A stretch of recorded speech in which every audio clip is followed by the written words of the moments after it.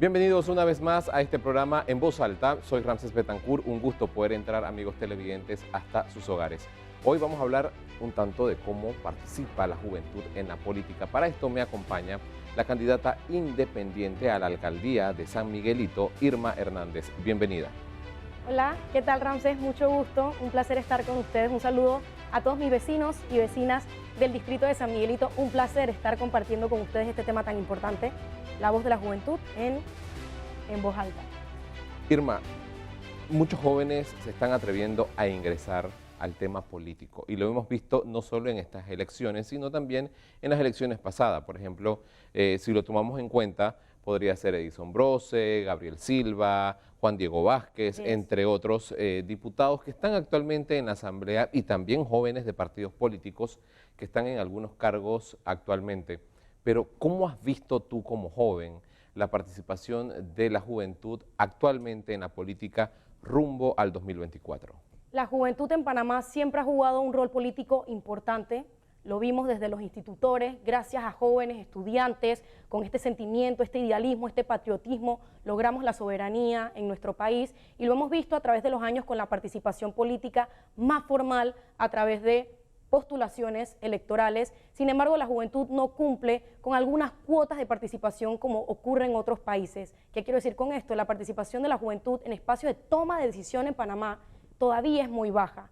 Tenemos excelentes representaciones como Juan Diego Vázquez, el diputado más joven y el más votado en nuestro país, el líder de nuestra coalición Vamos, donde yo formo parte y donde me estoy postulando para la alcaldía de San Miguelito, y considero que tenemos todas las capacidades. Necesitamos tener mejor apoyo de parte de las instituciones gubernamentales y sobre todo de la formulación de nuestros partidos políticos tradicionales. La juventud está malinterpretada dentro de la política. Estamos acostumbrados a ver quién es el mejor cantante que le ponemos al joven, o a batir banderas, o a hacer caminatas, organizar eventos, que somos muy buenos y enérgicos como jóvenes para hacerlo, pero también necesitamos tener espacios en la toma de decisiones. Y los partidos deberían tener este relevo generacional que trae vitalidad, que trae nuevas ideas, que trae nuevas propuestas y que al final necesita Panamá para seguir desarrollándose. En el primer programa de En Voz Alta hablábamos sobre el tema del paternalismo y también todo este tema de la compra de votos. ¿Cómo logra un joven, Irma?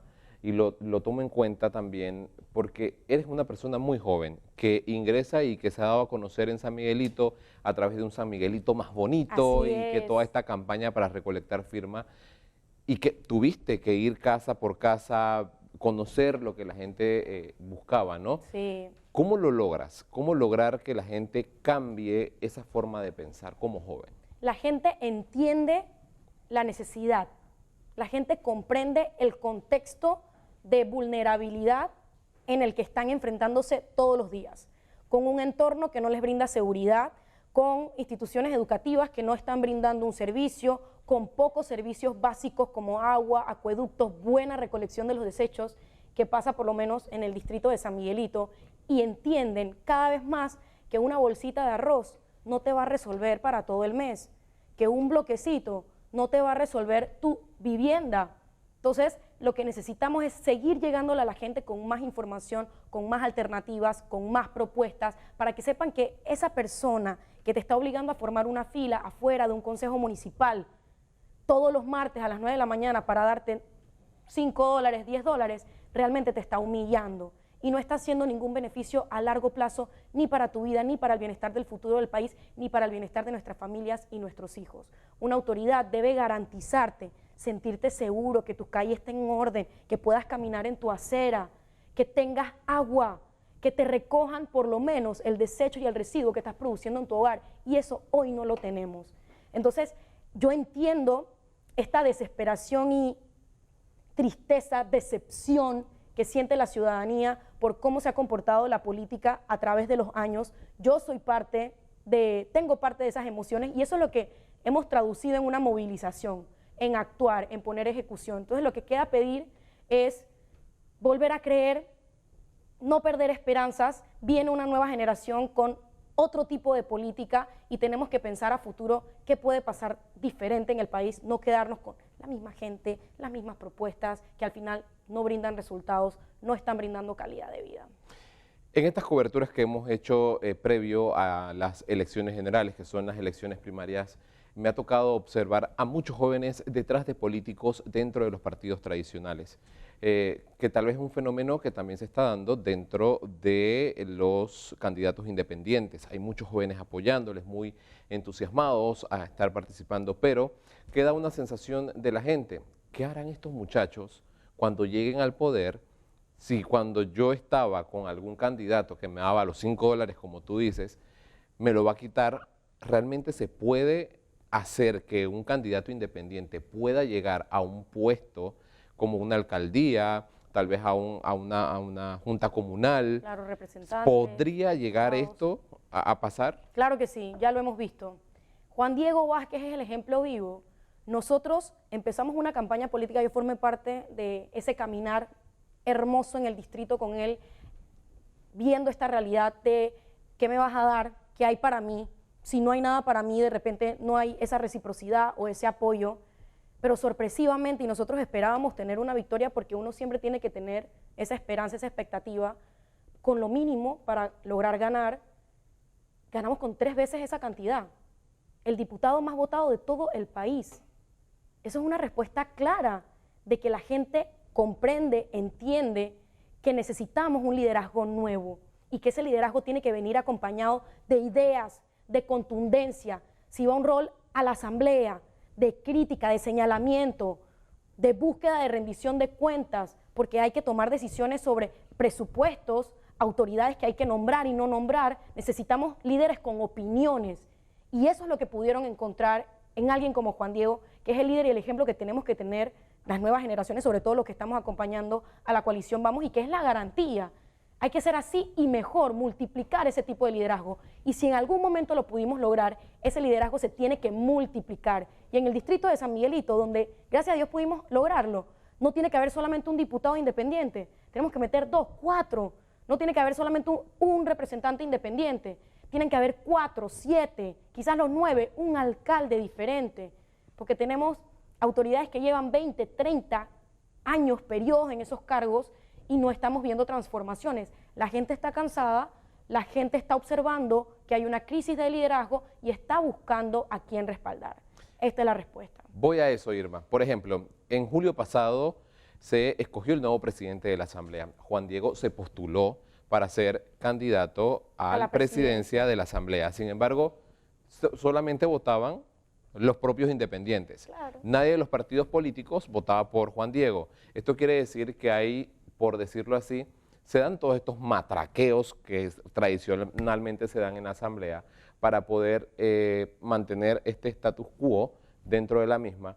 Pero ¿cómo hacer que la gente rompa esto realmente y que la juventud independiente se pueda empoderar y llegar a un puesto de elección popular y puedan hacer cambios necesarios dentro de estas comunidades que realmente necesitan estos cambios desde adentro? Así mismo es. El enfoque que nosotros buscamos con estas candidaturas son a nivel más local. Entendemos que los resultados vienen de la raíz del problema, que es nuestras comunidades, y hemos agrupado una serie de representantes, alcaldes, pero comprendemos sobre todo la importancia de lograr una buena y sana oposición para nuestra democracia dentro de la Asamblea Nacional. Sabíamos que esa candidatura a la presidencia de la Asamblea Nacional de Juan Diego Vázquez era simbólica. Cada año, igual, cada bancada tiene el deber de postular a alguien a la presidencia. Siempre va a ganar el que más personas o diputados tenga como partido o como bloque dentro de la Asamblea. Por lo tanto, siempre hemos tenido presidentes del partido oficialista dentro de la Asamblea Nacional, y es natural que ocurra.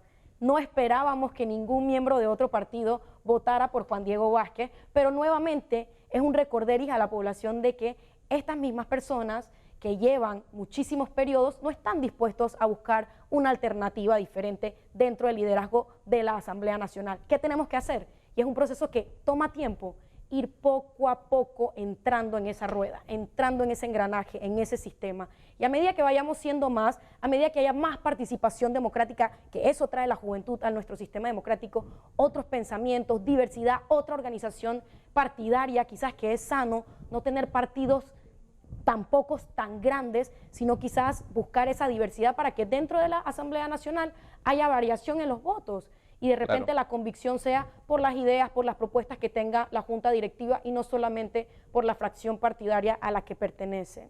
Antes de que se nos acabe el tiempo, me quedan básicamente 2 minutos para seguir conversando contigo, Irma. Realidad en San Miguelito, tema de basura, por todos lados hay basura. Tema de falta de espacios públicos, Acabas de decir los dos principales problemas. tema de transporte, tema de agua, tema de violencia. Y ahora se le suma también que la gente protesta en contra de la policía porque están haciendo retenes y llegan tarde a su casa. Sí. ¿Qué hacer en Ni San hablar de la Miguelito? empleabilidad, ¿no? Exacto, o El sea, desempleo. un tema de trabajo informal en todas las estaciones del metro en San Miguelito. ¿Qué hace o qué propone Irma para romper con todo esto y eliminar realmente todo esto sin afectar a la gente? Porque, por ejemplo, el tema del trabajo informal, si vamos más allá, la gente está trabajando porque no hay trabajo en el país realmente, pero están buscando un sustento diario para no caer en el tema de la violencia. ¿Cómo haría Irma poder emplear a estas personas sin caer en ese paternalismo dentro de la alcaldía de San Miguelito? Por supuesto. Nuestro objetivo es lograr un San Miguelito más bonito. La razón principal de este mensaje es construir calidad de vida, transformando en espacio público de la mano de la organización comunitaria.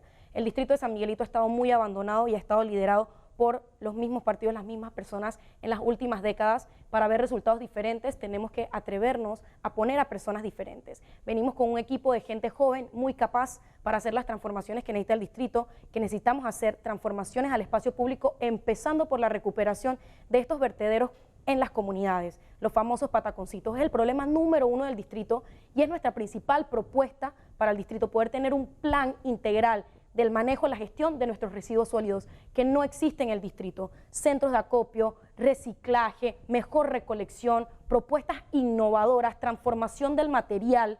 Eso es lo que tenemos que hacer con nuestro desecho en el distrito y tenemos un plan ideado para eso. Pero hay una empresa que se encarga de recoger la basura en San Miguelito. Irma. Que desde hace 20 años tiene el contrato, le deben más de 40 millones de dólares y están analizando, que a mi parecer debió ocurrir hace mucho tiempo, si ahora a estas alturas, 9 meses antes de las elecciones, van a cambiar el contrato. Lo que sí es que todas esas concesiones tienen que ser revisadas y si no se cumple con el contrato, hay que prescindir de esos servicios. Son temas que vamos a observar, pero en materia de cómo vamos a manejar el distrito, nuestra siguiente propuesta más importante es tener un plan de ordenamiento territorial para arreglar nuestro espacio público, calles, veredas, paradas, aceras, poder proporcionar una mejor calidad de vida a todos los niveles y familias, adultos mayores, personas con discapacidad, la infancia, atender con deporte, arte, mucha cultura en el distrito. Solo así las grandes ciudades han logrado buenas transformaciones, así que tenemos la esperanza de que las personas encuentren en esta candidatura una nueva forma de hacer política y sobre todo una visión distinta para el distrito de San Miguelito. Amigos televidentes, momento de hacer una breve pausa comercial aquí en Voz Alta. Le agradecemos a Irma Hernández, candidata a alcalde del distrito de San Miguelito por el área independiente. Pero cuando estemos de regreso, vamos a conversar con otro candidato independiente. Él es Jorge Bloise. Vamos a la pausa y ya regresamos.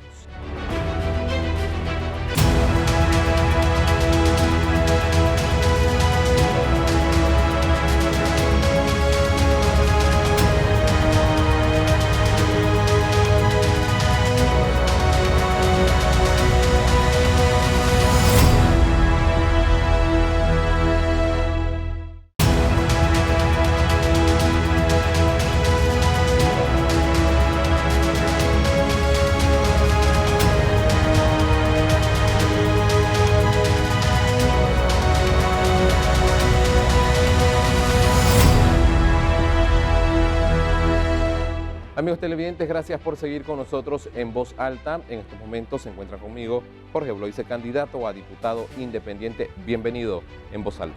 Muchísimas gracias a Voz Alta por el espacio, contento de representar a los jóvenes en un espacio como este. Hemos conversado con Irma sobre la importancia que tienen los jóvenes dentro de la política. Recuerdo que conversando contigo hace buen tiempo atrás, cuando estabas recolectando firmas, Al inicio. hablabas todo el tema de la dificultad que tenían los jóvenes, y que son muchos jóvenes independientes. Sí. Recuerdo que te conocí junto con otra candidata, Sí. con Samantha, en Cinta Costera recolectando firmas, y les consulté yo, ¿cómo están haciendo ustedes todo esto? Sí. Jorge, ¿cómo lograron llegar a ser candidatos independientes, tomando en cuenta esa forma reacia que tiene la ciudadanía y ese poco empatismo que también tiene la ciudadanía con los jóvenes. Sí, realmente fue un camino muy difícil, pero logramos el objetivo principal, que era ser candidatos y lograr entrar a la papeleta. Y eso fue con un esfuerzo y un trabajo importante.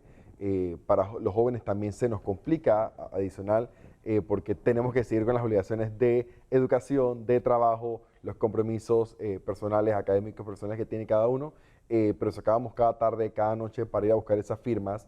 Y a pesar de que sí había una lejanía con el proceso, porque correspondía que las personas te dieran su cédula, la foto, un video, no era algo tan fácil dar la firma de respaldo. Nosotros logramos obtener como lista en el Circuito 84 más de 15.000 firmas de apoyo, y todos los candidatos a diputados independientes del Circuito 84 logramos cerca del 68% de las firmas del padrón electoral. Entonces, a pesar de que era muy difícil, sí tengo que reconocer que al menos en esta área, en el Circuito 84, San Francisco, Parque Lefebvre, Riabajo, Don Bosco y Juan Díaz, tenemos ciudadanos comprometidos en apostar por nuevas figuras independientes. Candidatura independiente en un área bastante compleja, San Francisco, Río Abajo, Parque Lefebvre, y que son personas, en su mayoría, por ejemplo, en Río Abajo y Parque Lefebvre, son personas bastante mayores. Correcto. Y que están acostumbradas a los políticos de siempre. ¿Cómo has llegado a este público o a esta población que ya está acostumbrada a sus políticos del PRD, panameñismo, Cambio Democrático, realizando meta? ¿Cómo lo logras? Claro, con propuestas. Realmente el camino ha sido llevar las mejores propuestas. Hace unos días me reunía con una persona con mucho conocimiento en el tema político y me hacía la misma pregunta. Y le decía al final mi enfoque estos meses de que estoy estudiando el padrón, estoy agradeciendo a los que me firmaron, estoy volviendo a caminar para reconectar con la ciudadanía, con las comunidades, haciendo actividades. Lo más importante, y todos los días le dedico un tiempo a eso, es a tener las mejores propuestas. Y eso es lo que yo me quiero llevar. Sin importar lo que pase el 5 de mayo, yo sí quisiera que mis propuestas queden para que inclusive otros diputados la llevaran a la Asamblea Nacional. Estoy seguro que con el favor de Dios voy a poder llevarlas yo, pero yo sí quiero que haya un ambiente de poner de moda las propuestas reales, concretas, precisas, propuestas que tengan conciencia de lo que está pasando a nivel nacional, y de que no llevemos a la Asamblea de Diputados para que propongan la ley del Día del Almojábano o la ley del sombrero típico, que no es por desmeritar estos esfuerzos, pero creo que con todos los problemas que tenemos hoy día como país, la Asamblea tiene que tener un norte muy claro hacia dónde debe llevar las leyes y hacia dónde debe llevar inclusive estas iniciativas que se llevan o estos contratos que se llevan a la Asamblea, cuáles son los mejores intereses realmente para el país. Propuestas que en ocasiones los 4 diputados independientes, porque eran 5, uno se fue a un colectivo político, han intentado hacer. Sin embargo, no tienen la aprobación de los demás diputados. ¿Cómo lograr entrarle también a los diputados que están en la Asamblea Nacional y que van a posiblemente repetir con todos estos cambios que quieren hacer, de que ya no sean residuos, sino que sean 2 o 3 o 4 residuos, y al final vamos a quedar metiendo un montón de residuos en la Asamblea? Pero ¿cómo lograr realmente hacer cambiar también a estos diputados que están en la Asamblea Nacional? Mira, yo creo que el trabajo que ha empezado Juan Diego y Gabriel han logrado abrir camino a los que venimos en esta generación nueva de jóvenes y adultos también, porque en la coalición Vamos tenemos también personas ya que superan la edad de número como joven, pero que tienen también muchas ganas de hacer las cosas bien. Y al final ellos nos han dicho que el trabajo más importante que hay que hacer es obviamente de regar las buenas propuestas entre las diferentes bancadas, y de que ellos han logrado, si bien es cierto, no han logrado hacer una reforma educativa como se planteó en un inicio, no han logrado pasar la ley del reglamento interno de la Asamblea y algunos otros proyectos que nosotros nos hemos comprometido a asumir. Ellos han podido hacer proyectos como la declaración de conflicto de interés, que fue una ley del diputado Gabriel Silva, y el diputado Juan Diego Vázquez ha también logrado leyes importantes para la protección del medio ambiente. Y yo creo que, si bien es cierto, no se logra ese primer objetivo que tal vez tiene uno cuando llega a la Asamblea, el segundo pilar más importante que tiene dentro de las funciones del diputado es fiscalizar.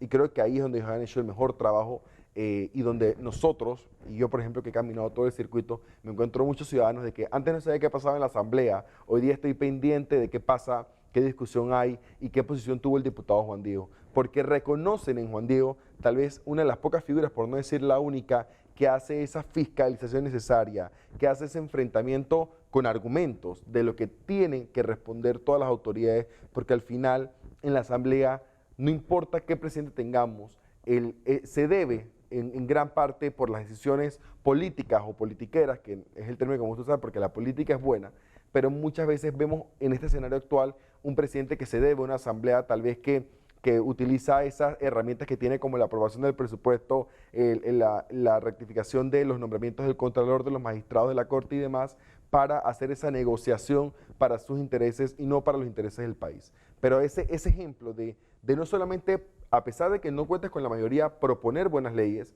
algunas de ellas pasarlas con ese cabildeo y con argumentos claros, y ese rol de fiscalización es el que estamos asumiendo todos en este preciso momento para las nuevas candidaturas.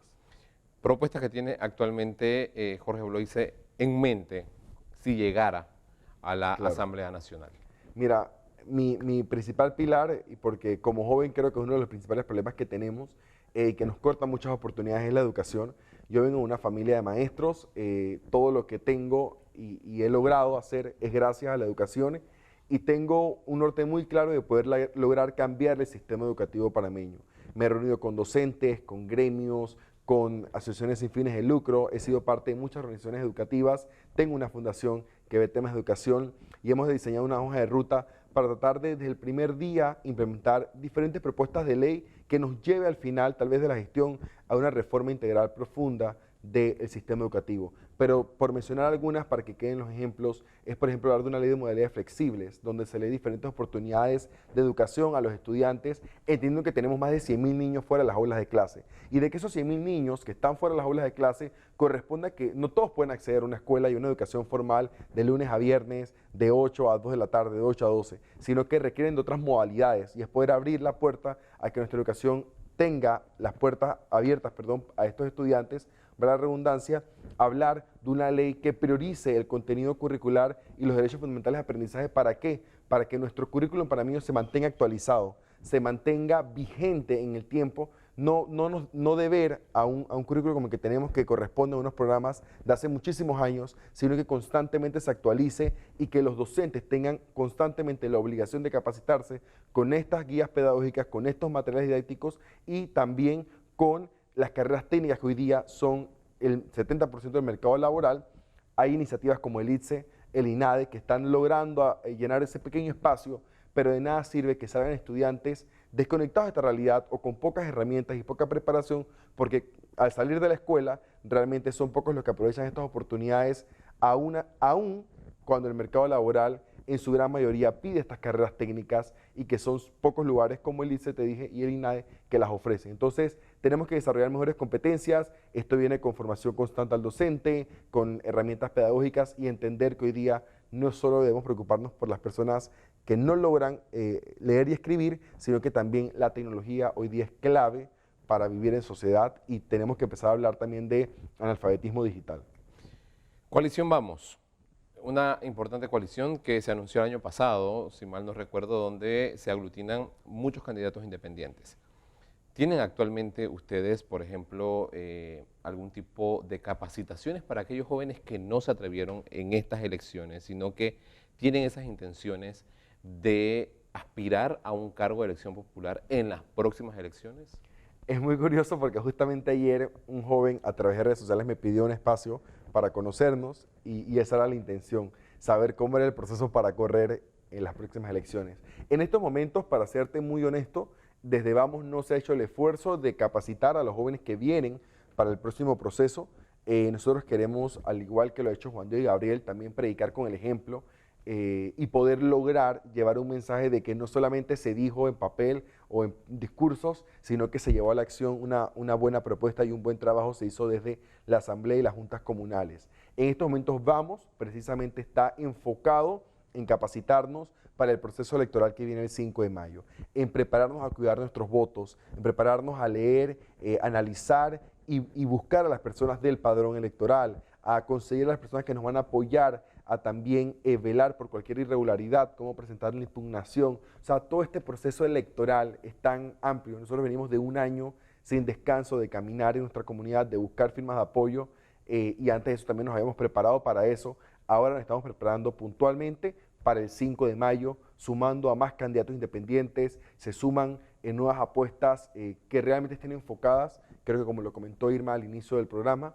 en las juntas comunales, en las alcaldías y en la Asamblea Nacional. No importa el presidente que tengamos, puede ser la persona con las mejores intenciones del mundo. Si no tenemos una buena asamblea, lastimosamente va a tener que ceder para llenar los beneficios personales de ellos, como lo hemos visto en las últimas décadas. Me quedan pocos segundos para ir a una breve pausa comercial, pero no quiero irme a la pausa sin antes que le puedas hacer ese llamado, no solo a los jóvenes de este circuito en el que estás postulándote como candidato independiente a diputado, sino también a aquellas personas mayores que ya lo hablamos, que son corregimientos que son bastante poblados por personas adultas. ¿Cómo pueden hacer, por ejemplo, para poder cambiar ese chip de la cabeza y decir, le puedo dar el voto a alguien independiente? Breve, un mensaje a los jóvenes y a los adultos. A los jóvenes, si yo no hubiera llegado a la entrevista hoy, otro candidato estuviera aquí. Las sillas vacías no existen. Si nosotros no nos atrevemos a ocuparlas, alguien más la va a ocupar por nosotros, y esos son los candidatos de partidos políticos tradicionales que tal vez, no todos, porque no podemos generalizar, pero en su mayoría han demostrado que no se hace la buena política. Y no se hace la política como debe ser, que es una política de servicio. El Papa Francisco siempre lo dice. Y a los adultos, que al final, si no queremos ver las mismas figuras, tenemos que apostar por figuras diferentes, tenemos que votar diferente, tenemos que pedir las propuestas, tenemos que pedir ese espacio de esa interacción con cada candidato, independiente de partido, pero poder tener un escenario claro y que no tengamos ese chip que es tradicional de ese día de la elección todo el mundo sabe por quién va a votar a presidente. Pocos analizan el representante, el diputado, a veces el alcalde, pero las transformaciones inician desde la comunidad. Necesitamos para el 2024 enfocarnos en tener mejores juntas comunales, mejores diputados en la asamblea y ojalá buenos alcaldes para que hagan esa transformación de las diferentes ciudades que hoy día necesitan y están pidiendo a gritos cambios profundos. Amigos televidentes, vamos a la segunda pausa comercial. Al regresar vamos a tener otro invitado, quien nos va a hacer este contexto, ¿no?, de todo lo que hemos hablado aquí en Voz Alta con Jorge Bloise, quien es candidato independiente a diputado. Vamos a la pausa y ya regresamos.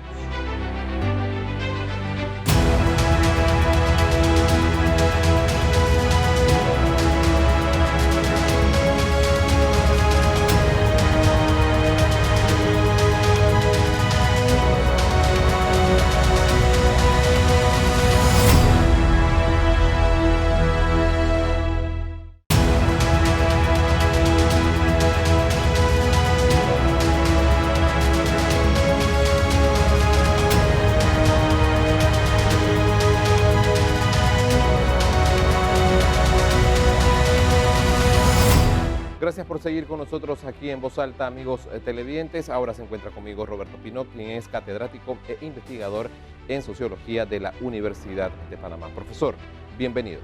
Gracias. Profesor, usted ha escuchado las intervenciones tanto de Irma como de Jorge, y lo escuché, o lo vi más que nada, muy atento a lo que ellos decían. Estábamos hablando sobre la participación de la juventud dentro de la política. ¿Cómo lo ve usted como docente catedrático de la Universidad de Panamá? En primer lugar, las generaciones de recambio son siempre las que suelen hacer las transformaciones en toda sociedad. Así que si no hay esa vitalidad de los jóvenes, la vitalidad de los viejos es mucho más, sería más lenta una transformación. Así que se requiere de los jóvenes. Es importantísimo que los jóvenes estén comprometidos con eso. Escuchaba acá, ¿no? y yo veía, por ejemplo, aquí estamos en FTV, un medio de comunicación de filiación católica, digamos, apellido católico, y creo que en este caso los jóvenes deberían tener muy buena claridad de qué es lo que los diferenciaría a ellos de cualquier otro joven que está también incorporándose en política. Entonces tiene que tener bien claro entre los católicos, aquí prima el bien común. Lo que tiene que buscar tiene que ser el bien común, porque si no, los jóvenes de cualquier filiación quedan enredados en el discurso y en las maneras de hacer las cosas, que todo el andamiaje que hay en el Estado de los distintos órganos son tan fuertes que los absorben.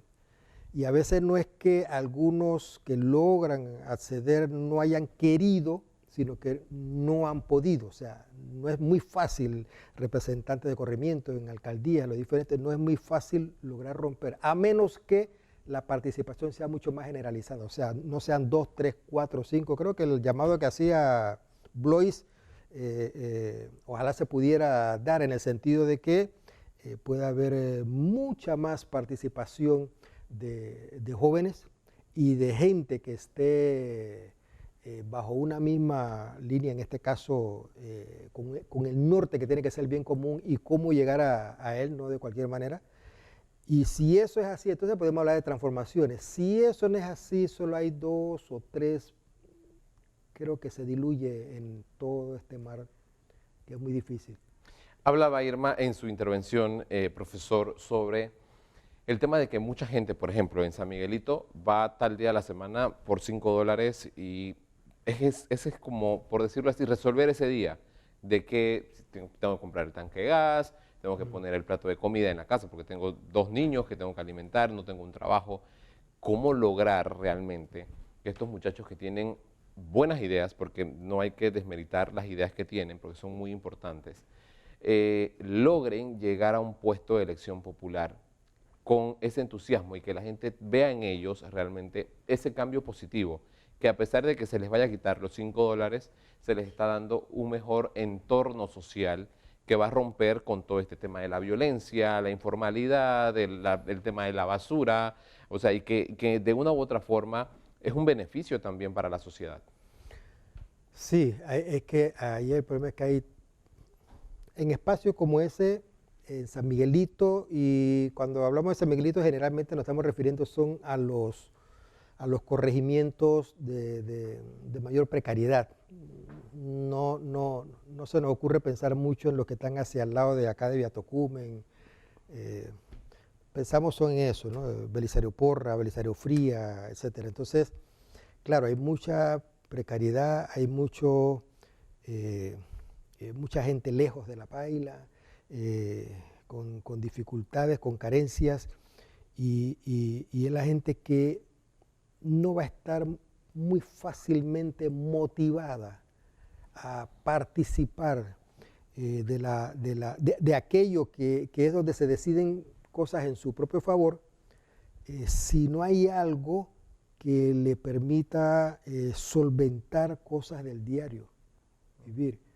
Entonces, las ofertas que tienen que hacer todos los que van a participar, por un lado es directo a identificando esas necesidades, directo a qué es lo que necesitan los jóvenes, qué creen los jóvenes, porque los jóvenes también han perdido mucha confianza, hay una pérdida de confianza en qué se puede esperar de una autoridad que ha sido elegida o de un organismo, llámese alcaldía o junta comunal, en eso cuando estamos hablando de gobiernos locales, porque ha habido muy malas experiencias. Pero han habido algunas buenas experiencias y una de ellas, ellos han ido a la universidad en lo que se refiere al trabajo de extensión. A mí me ha tocado estar un poco en el trabajo con ellos, y una de ellas que ha logrado cierto avance, lo ha logrado porque ha fomentado aquello que denominamos cohesión social. O sea, cómo plantearse un objetivo, una meta, haciendo que en esa meta todos entren sin la bandería política. Y este representante logró que gente que eran del panameñismo, que eran del PRD, que eran del CD, del Morinera, cuando se pusieron de acuerdo frente a determinadas necesidades a resolver, pudieron avanzar mucho más sin esa bandería política que cuando cada uno está porque tal meta que queremos alcanzar, queremos limpiar queremos reciclar, está muy bien, pero cuando lo haces no involucrando a todas las partes, o sea, hacerlo de manera participativa, en planificación le llamamos planificación participativa, o sea, vas involucrando desde el diagnóstico, desde la gestión, en la ejecución, vas involucrando los diferentes sectores y las mismas comunidades. Cuando las comunidades comienzan a involucrarse y tú pones eso como un norte al cual todos quisieran realmente alcanzar, las banderías políticas van quedando un poco de lado. ¿Sí? Y pasa el otro asunto, que se sienten comprometidos con eso. Claro.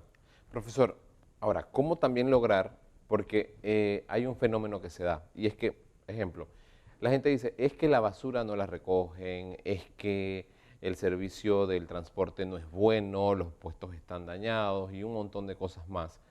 Y lo podemos ver aquí mismo, afuera, en San Miguelito, en la gran estación. Hace unos días un grupo de jóvenes fue, limpió y todo lo demás, pero ya hoy está lleno de basura. ¿Cómo cambiar también esa mentalidad de la gente y que la gente se comprometa también? Que a pesar de que no gane un independiente, que gane, sea un PRD, un Cambio Democrático, un panameñista, lo que sea, porque al final hay que tomar en cuenta también esto, que aunque gane un independiente o alguien de un partido político, la población tiene que poner de su parte. ¿Cómo lograr que también se involucre la ciudadanía y diga, bueno, eso no me molesta, no me afecta, yo sigo tirando la basura donde me da la gana? Claro, es que ahí entramos en un problema que tiene que ver con cultura. Y la cultura, para poderla, o los hábitos sociales que hay, para poder cambiar un hábito, no servirán charlitas. Algunos dicen, bueno, vamos a hacer un ciclo de charlas. Las charlas no sirven para modificar conducta.